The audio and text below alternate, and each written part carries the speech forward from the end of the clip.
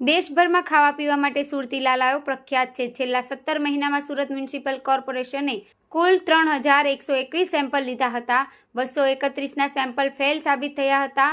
2890 sample pass થયા હતા। જે સેમ્પલ ફેલ થયા છે તેમની ક્વોલિટી હલકી હતી।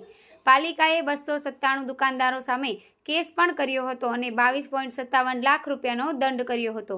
મીઠાઈના 4ના સેમ્પલ ફેલ કહેવાય છે કે સુરતનું જમણ અને કાશીનું મરણ, પણ સુરતમાં ખાદ્ય પદાર્થ વિક્રેતાઓ વધુ નફો મેળવવા માટે હલકી ગુણવત્તાવાળી વસ્તુઓ વેચી રહ્યા છે, જેનાથી લોકોને એલર્ટ થવાની જરૂર છે।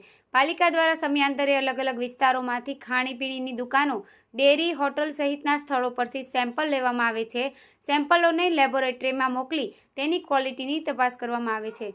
હાલમાં જ તહેવારો શરૂ થતાં મીઠાઈ અને ફરાળની વસ્તુઓનું વેચાણ વધી ગયા છે, જેને ધ્યાને રાખી પાલિકાએ કેટલાક મીઠાઈ વિક્રેતાઓને ત્યાં સેમ્પલ લીધા હતા અને તેને લેબોરેટરીમાં મોકલ્યા હતા, જેમાં 4ના સેમ્પલ નાપાસ થયા હતા।